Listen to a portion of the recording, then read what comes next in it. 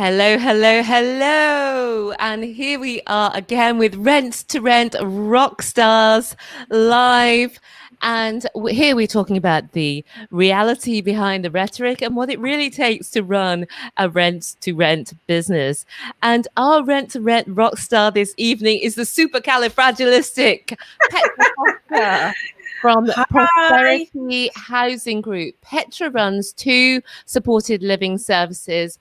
One helps people, well, one helps adults with complex needs, and the other is supported accommodation that helps people to stay at home rather than go into hospital.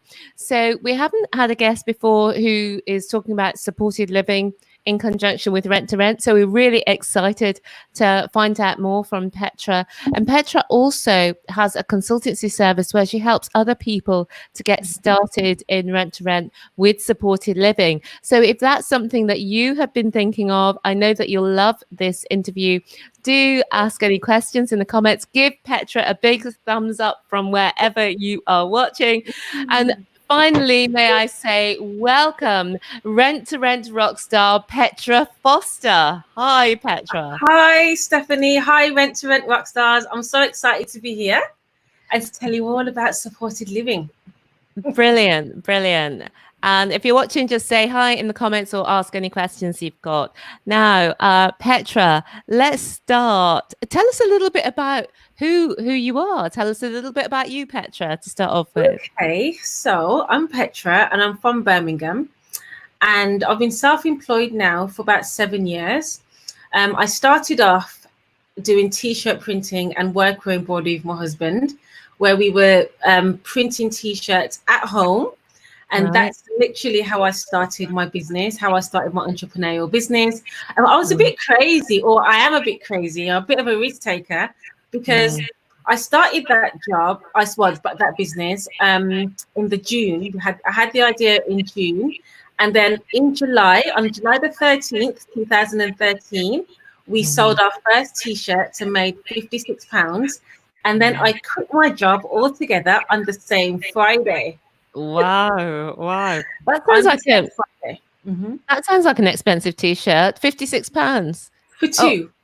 Oh, for two. Well, maybe it's not an expensive t-shirt because you can pay hundreds for a t-shirt, but no, the funny thing that you say, it was quite expensive because you could go online and you could get one t-shirt printed for £5. But I started off at a premium rate straight away. And then we quickly started to make £3,000 a month just from that business. My husband was able to leave his job like 3 months later. And then we just had an amazing journey. We was doing that for about 8 months.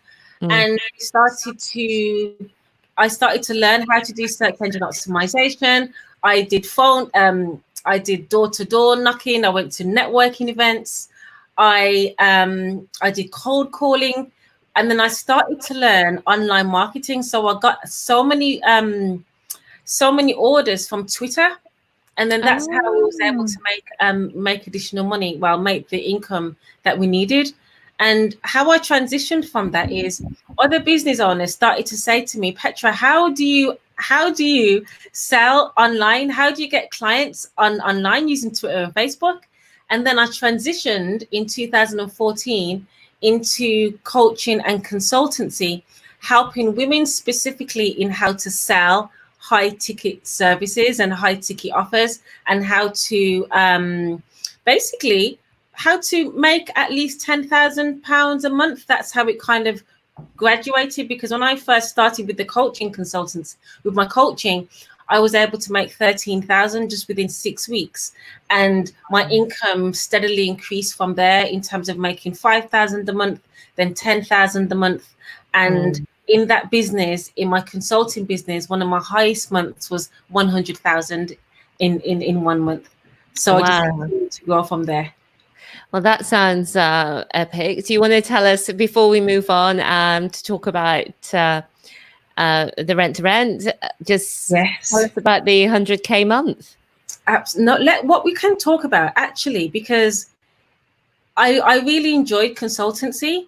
But then in February 2019, I just started to miss working with young people, because before I became self-employed, I used to manage a hostel for teenage parents, and I did that for 5 years, and I really miss that interaction, because when you have an online coaching business, you spend so much time at home in front of your laptop. You don't really see anyone. There's no human interaction. And I always knew that I had a calling to work with young people, and I just missed doing that. And so I decided in February 2019 that I was going to open up my own supported living, my own supported living business. And I know we're talking about rent to rent and property investing, but at the time, I had no idea what rent to rent was. I had no idea what property investing was. All I knew is that I needed to find a property and then literally just have young people that I could support. And that's all that I knew at the time. And it just became something that was more of a calling to do, and something that was really rewarding, because whilst it was great doing my online coaching and my clients were making great income, I just felt that something was missing. I need to give back in some way. And that's the reason why I started Prosperity Housing Group. That's a great story, actually, because what you're saying is, although you had this amazing business with the coaching, you really enjoyed it at the time, it was bringing in a phenomenal income, you just felt the calling to do this supported living because you'd worked previously as a support worker with teenage mums, and then you've now moved across. So tell us, you're at that place, I want to provide supported accommodation for teenage mums or for young people. What did you do? Where did you go next? So what did I do? Okay, so firstly, I did the research in terms of what was needed in the area. And then I just started to call estate agents. So I started to call estate agents, and I just said to them, look, I want to rent a property. And I told them the service user group. And it didn't actually take me a long time to find a property, because I remember I started on the Monday, and it was the Wednesday that I found an estate agent that found a landlord that was willing to rent to me. So It wasn't difficult. I mean, the question was because at the time I didn't know what a company let was. I had no idea what a company net was or rent to rent. I was like, look, I'm looking for a property, and I'm going to be providing supported housing for young people. Some landlords, some estate agents says, no, we don't do that. And the one estate agent said yes. And then what happened was she had a fee. I had to pay her a fee of £800 for the property. And then I had to pay the first month deposit and the first month's rent. And I had to pay that straight away. And I paid that straight away without even having a contract with the council, without even knowing where my service users were going to come from. None of that. So I paid all of that, as well as my insurances, and as well as council tax and bills for the property as well. So that's what I did to start with. Wow. I need to dig in, because this is getting interesting now. So first of all, I wanted to go back to a few things. So people are quite nervous sometimes about talking to the agents. Yeah. So that's something that you found really easy, isn't it? From what you're saying. The thing is, I didn't know if it was easy. I didn't know if it was hard. I just did it because I knew that I needed a property, and agents have properties. So I didn't have a fancy script, use any fancy words. I just said, I would like a property, 5 bedrooms. It's going to be housing young people. Do you have a property available? Some said yes, and some said no. And it was as simple as that. I don't remember how many agents that I called, but it wasn't hard to do. It really wasn't difficult. And I think that so many people put all of these what ifs and obstacles in the way of trying to find a property, and it really isn't difficult to do. So I just did it, and I'm very tenacious anyway. I very rarely take no for an answer. So I was able to get my property, and it was fantastic. Yeah. I think being a coach helped you because you're used to coaching other people through their blocks. Mhm. And then if you had any hesitations, you just say, go on with it, Petra, carry on. And you got yourself through your box. So that was, you got the property. So tell us how much you then paid, because it sounded like quite a lot of money. Yeah, so I had to pay £800 to the estate agent to find the property, £1,450 deposit, and £1,450 first month's rent, and I had to pay 800 and something pounds for my HMO license. Oh, it's quite a lot. It's quite a lot. Yeah. I was trying to add it all up, 3,000, 4,600 or something along those lines. And so you've paid out all that money, Petra, and you don't know the next step. And I'm guessing you didn't, because it was the first one, have a rent-free period or anything like that. So tell us what your next move was. So the next move was contacting the local authorities, contacting the social workers, and having meetings with them. They came to visit the property. They came to view the property. They came to look at my policies and procedures. They wanted to understand the pathway that I was going to be helping these young people to get onto. So there's something when it comes to supporting anyone, whether it's adults, whether it's people that have got learning difficulties or mental health issues, young people's councils always want to see what your outcomes are. Okay, which is basically your outcomes are how you're measuring for them to reach their particular goal. So I had to provide my outcome measures, and also, as well as that, I had to also make partnerships with other local Yeah, I'm still here. Yeah, okay.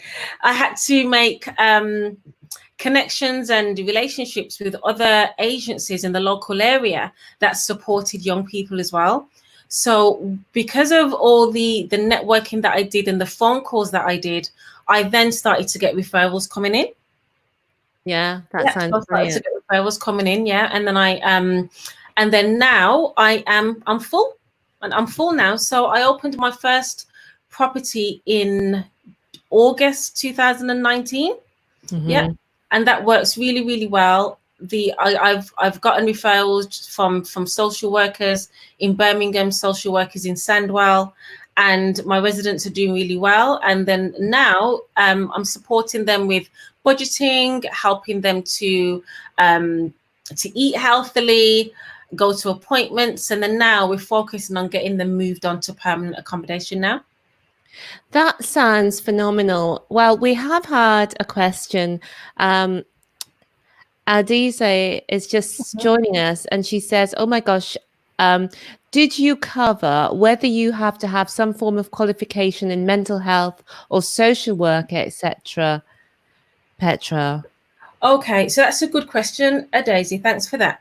So I have a degree in criminal justice and policing. I don't have a social work degree, and I don't have a mental health degree. However, my experience was in providing support.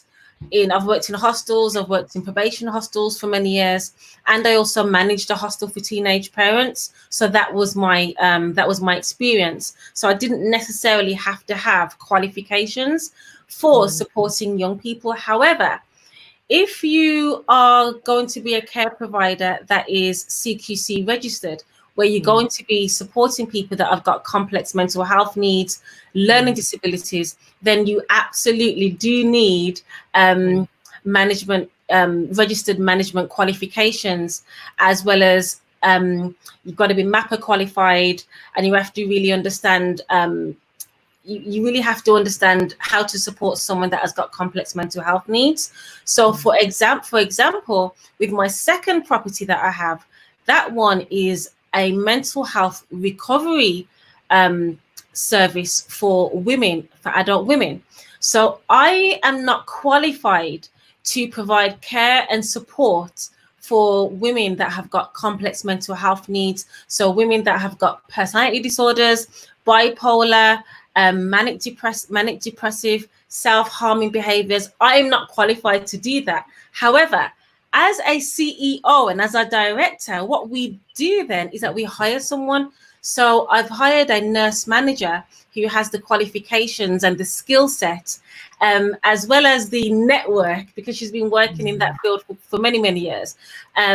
So she is managing that service. So my role in that is I guess it's the financer, really.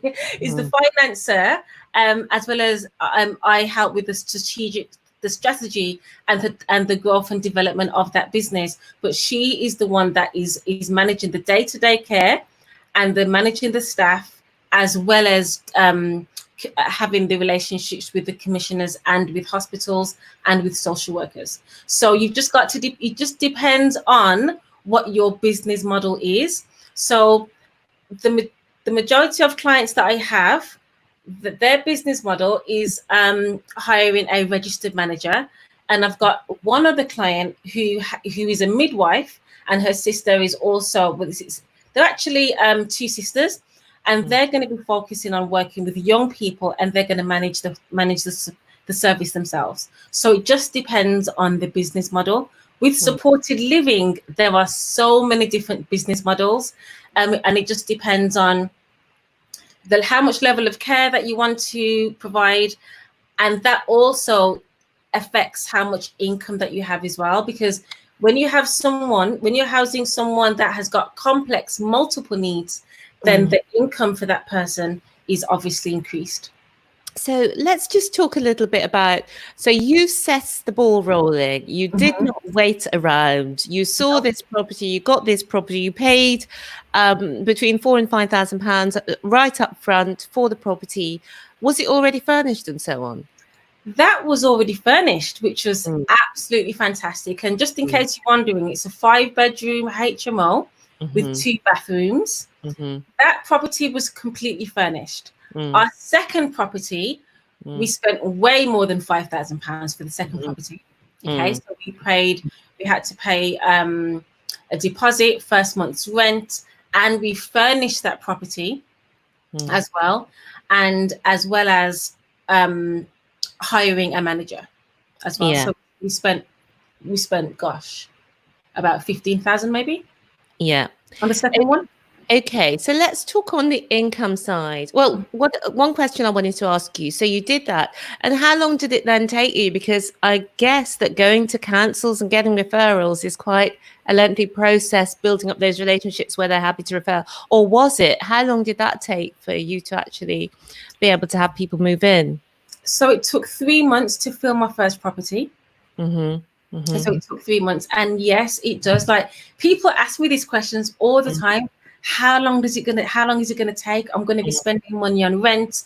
I'm gonna have to furnish the property, and the answer is yes. Starting a supported living business is not cheap. It just isn't, and it does take quite a while, depending on the council, for them to come out to inspect the property, for them to answer your emails. It can take a long time, and it is a very, very laborious. It's laborious. It's very, very difficult to actually set up yourself. And the second house wasn't as difficult because I already knew the steps from the first. So obviously I made a lot of mistakes with the first property. It took quite a long time, but then this one we knew exactly what we were doing, who we were contacting, and obviously we were just more had the experience then. But yes, there is a lot of income at the front end, and you know, when I get messages of people, because I get constant messages, Petra, you know, how do you become a provider? Woo! Listen, it's a lot of work, and this is the reason why myself and my team, we do it for you, so you don't have to do that. But I will say that it does take thousands and thousands of dollars or pounds to start. It does. Yeah, okay. But what I'm guessing is that if you were to do it again, you could do it to order, because now you've got the relationship with the councils. You can say, look, what are your housing needs at the moment? How many people need referring in this? If I were to find a 4-bedroom or 5-bedroom house, who would be able to move in and when would they be able to move in? And then you can go back to the letting agents and get the house to order, so you've already got people ready to move in. Is that? Not necessarily. That's No, that's not how it works. No. This is, and I'm aware that I'm speaking about this publicly, and this is going to be going out to thousands of people. So I want to kind of set people's expectations. Every single local authority is different. Every single local authority has specific needs. So, for example, you could have one local authority that doesn't want 24-hour care for women that have got mental health. They may just want 4 to 6 hours a week of supported living for them, because you've got different models. You've got a supported living model where the person has their own tenancy and you go in to provide the support. You've also got the residential model where they live, where the care and the housing is together. And then you've also got the kind of nursing kind of recovery model where you can provide therapeutic care and you can also administer medication as well. So you've got lots of different types of models. And in order to start this type of care business, it's important to have those meetings with those commissioners first to see exactly what the need is and if you can supply it. And then when you have those meetings with the commissioners, then you've got to provide all the information in terms of what are the outcomes that you're promising, what is your care pathway, what are the qualifications that your staff has. So it's very, very much an in-depth process in order to become a provider. But then when you are a provider, then you just get you will get referrals coming in. You'll become known in your local authority, and then you can grow from there. But it's not as simple as getting a property and then speaking to a social worker, because you've also got to think about your costings to make sure that you're covering the needs of the business, but at the same time you are still profitable as well. Yeah. But what I mean is, for you now, you've got those relationships, so you could go back and say, what are the needs at the moment? Or no, you're saying no, and then go back and get the houses to match, or no? Yes, you can, when if you're already in a local authority and you're already a provider, then yes, you can definitely do that. But every single local authority is different. So because I have clients in various localities, the way that you communicate with each council and with each commissioner is very, very different, because they have different needs and they have different expectations. And also every council has a different pricing method as well. So they don't all pay the same, and they all don't. Great. Let's talk about the income. Adesa said, thank you, Petra. And we've had a question from Blessings, which is, do you recommend buying the property or renting? So again, this is a wonderful question. So it depends on your local authority.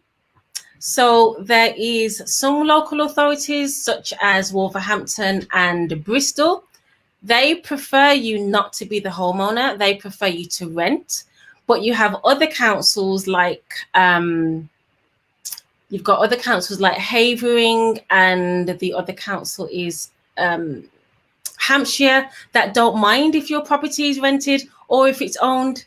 Do you see what I mean? So it's no one size fits all when it comes to supported living, because all the councils are very, very different, and it's very broad in terms of the type of support that you can offer as well. So I think it's important really to let you all know that this is a great business model. It's a recession-proof business model, but there's a lot of work to do on the front end, which is why I have a consultancy which does it for you, because it's a lot to get through. Brilliant, thank you.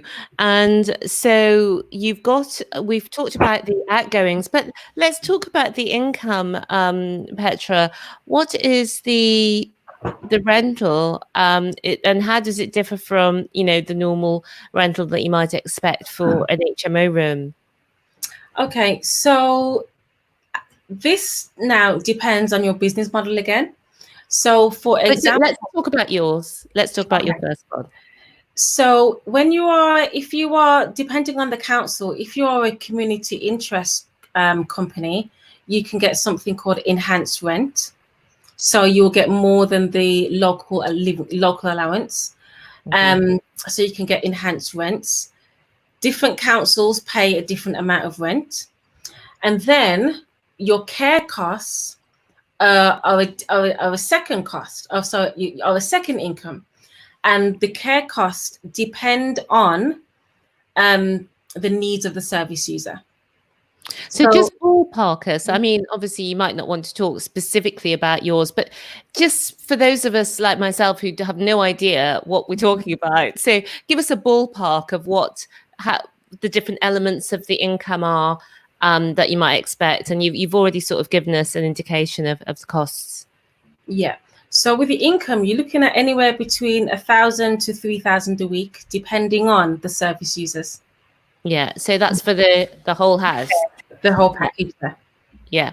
Okay. So that's obviously significantly more, but obviously there's a lot more moving parts and there's a lot more that you deliver in order to do that. So what would you say to people if they were just thinking of getting started with this, Petra? So what I would say is that you have to be in it for the long haul. You have to have your heart, your soul, your time, and your money into this. Because as I mentioned, you can make really good money doing this, but you've got to think about you're caring for people. You're caring for people, and you have to have compassion. You have to have passion for what you do, and you need to have a lot of patience as well in terms of dealing with and communicating with councils. And sometimes, you have to be prepared to take a loss at the beginning. Okay, so for example, if you're going to apply for CQC registration, you can't become CQC registered until you have a manager. So you have to employ a manager even before you get a service user. So yes, absolutely. So it takes a lot of guts. It takes money, and it takes very strong-willed. You've got to be really strong-willed. You've got to be determined to do this. But once you do that, then it's done, and all you need to do is open the second one. I think so. And the difference is that rather than going out looking for people to move in, my understanding from what we see where we are is that there's so much demand. I don't know specifically for supported living, but certainly for people who are on benefits, and there's so much demand for really nice accommodation. And so do you find that you could fill more and more and more rooms if you had the extra capacity, or is it not quite like that? Absolutely, yes, because especially I live in Birmingham, and Birmingham is absolutely oversaturated with supported living providers, unregulated supported living. So that's changing now. That's the councils are really overhauling that now, because what's happening now is that the councils and the local authority, they want to send service users to providers that are regulated, simply because there are so many people right now that aren't in great housing environments. So you actually want to be a provider that has a nice, clean house, because remember, it's their home that they're living in. It's their home, and you've got to make that a as homely and as nice and supportive as possible. It has to be a great environment, and when it is, the thing is, you'll start to get more referrals from social workers coming to you because they're thinking, oh my God, this is such a nice place. I mean, I remember I had a couple of social workers that came into my house and they was like, oh my God, should we take off our shoes? Yeah. Yeah. because it's clean. You know, the furniture is clean. You know, it's new. I don't buy secondhand furniture. I make sure that it's nice. It's clean. It's freshly painted. So you've also got to think of how, would you want to live there? Could you spend the night in your own supported living accommodation? Yeah. Exactly. And we've had a question, Petra, from Blessings. And Blessings is saying, roughly how much do you need to start, Petra? So I think I mentioned earlier. So my first property was about what 4,500 it took to start. Yeah. And that was simply because it was furnished. My second property, I've spent about 15,000. Great. And are there any points that you just wanted to get across today that I've not asked you about, Petra? Yeah. So supported living, it's a recession-proof business model. You're not affected by coronavirus or anything like that. It's something that you have to have passion for, and you have to be in it for the long run. And you do spend a lot of money on the front end. You do. And I really want to get that point across, because you have to be risk averse to start this type of business. You really, really do. And I am very risk averse. I don't mind spending money and losing money, and I've done that. But it is a very, very stable income once you do get started.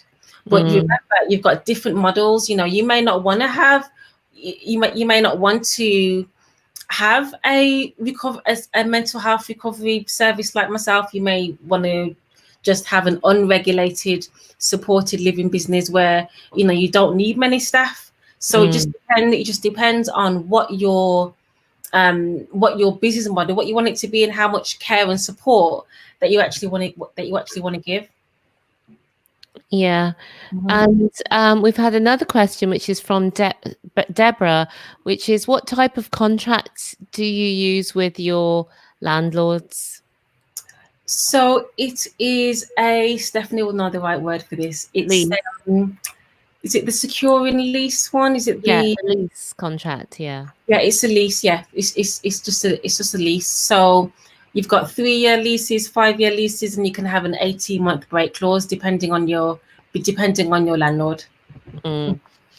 Great. And is there any tips wise that you would say you've set up 2 houses now for supported living. Is there anything that's different there between setting up a house for supported living than setting up a house, as a normal HMO? Well, I've never had a normal HMO. I've never had it, because I didn't consider myself as being a property investor. Yeah. So I've never had a normal HMO.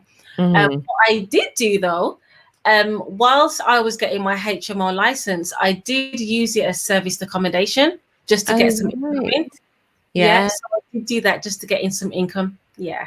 So that's actually a great idea, isn't it? Because while you're paying, in one case, paying staff that you can't use because you're waiting for your certification and your development with the landlords. So that's fantastic. And how did you find the service accommodations business? Is that something you've done before?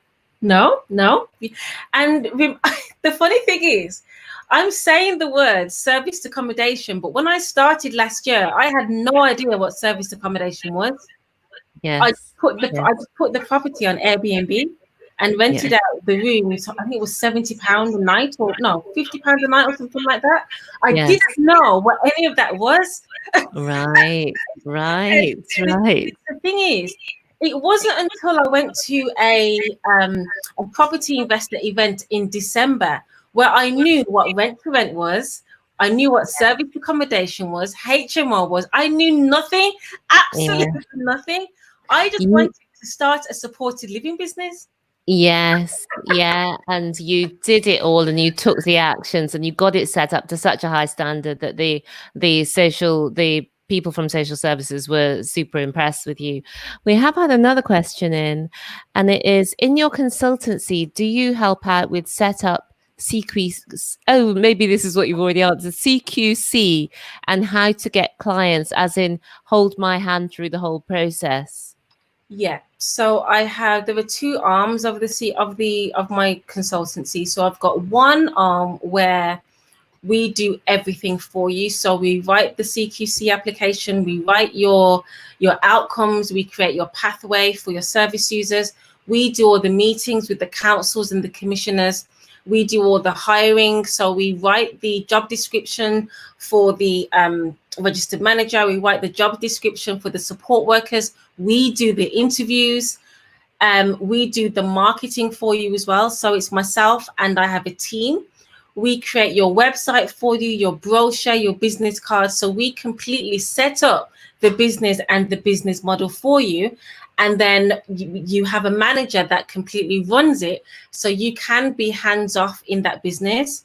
So that's one way of operating the business of the consultancy. And the other coaching that I do is that I work with you for 4 months, and I hold your hand in terms of what to write, what to say, what copies on your website, what to write for your CQC on your CQC, how to complete the dynamic purchasing system, which is a whole another level of getting contracts and getting letting the councils know that you're a provider. So I teach you how to do that. So you've got two aspects really. If you want us to do it for you, we can, or if you want us to coach you, then we can do that as well. What I will say is that this is super, super important, because I do get so many messages on Facebook about coaching, about consulting. You have to be in this for the long game. You really, really do. And you have to be a quick mover. You have to be a quick worker, because especially when it comes to contacting the councils and getting the right person. So let me give you an example of one council. Okay. So one council, I did not hear back for 7 weeks. Okay. I didn't hear back for 7 weeks. So what did I do? I contacted all of the councillors in that area, and I told all of the councillors that I was trying to get through to someone at the council, and no one was contacting me. And lo and behold, I get an email from the person at the council, and I got my appointment, my Zoom meeting with them. So you have to be consistent. You have to be persistent. We have no time to be emotional. Honestly, okay, you've just got to get it done. So if you are a go-getter, if you're tenacious, if you're risk averse as well, you can do this. But it takes guts to set up this business. As I mentioned, it takes a lot of time, and it takes a significant amount of money as well.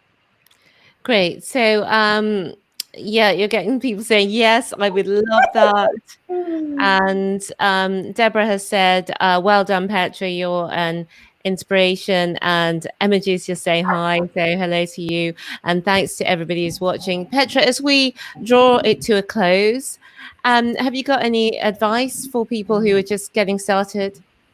Yeah, so my advice is to do some market research, do some research in your area. Look at what the need is. Speak to other providers. Ask them what they're providing. They might not always tell you. They may not always tell you what they're providing, what they're charging. But definitely do your research. Speak to social services. Speak to the councils and ask them what the gaps are and what is needed.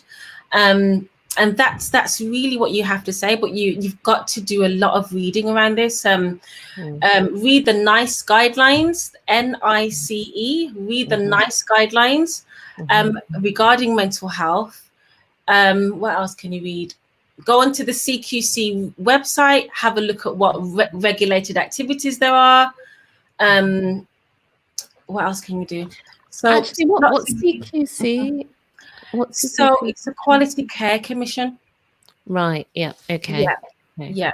So they are a regulated body that regulate supported living, and as well as other medical type of services. So you've got Ofsted for children, and then you've got CQC for mental health, disabilities, hospitals, doctor surgeries, care homes, that type of thing. So I'd suggest Brilliant. go onto that website and have a good read. But it takes a lot of reading.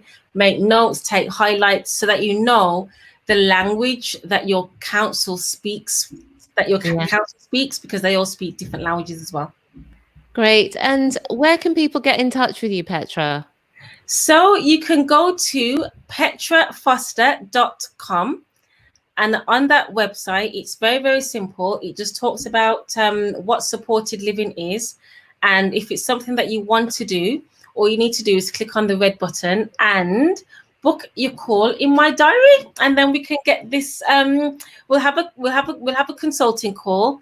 I'll speak to you in more detail about what my service offers. And then you make a decision from there. If you actually want my team to set it up for you, or if you want us to coach you in how to do it. Brilliant. Well, thank you so much, Petra, for coming this evening on Rent Rockstars and sharing your story with us about supported living, and how amazingly you're doing it there in Birmingham. Is there anything you'd like to say as we're ending? Yeah, and I would just say, just do it. Just do it. Don't think about how much money it's going to cost. Just do it, because you won't regret it. It's a fantastic business model.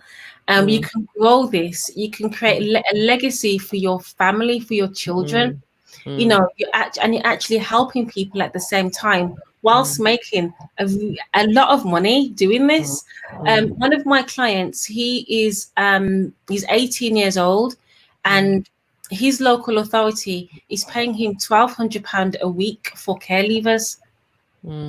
Okay, so I helped him to obviously to get that and to create the pathway, but you can really make a real good an amazing difference. You can also specialize as well. So if you want to work with women only, men only, young people, women that have got mental health, you can specialize. And councils do prefer you to be specialized as well. So just don't be a jack of all trades, and specialize in one thing, and then just stick to it. But you can do it.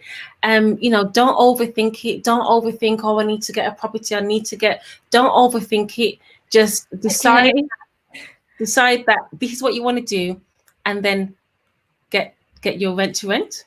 Brilliant. All right. Thanks, Petra. And thank you also for watching and listening. And so just for now, it's goodbye from Petra. Thank you. Bye. And goodbye from me. Bye. See you soon. Bye. Bye.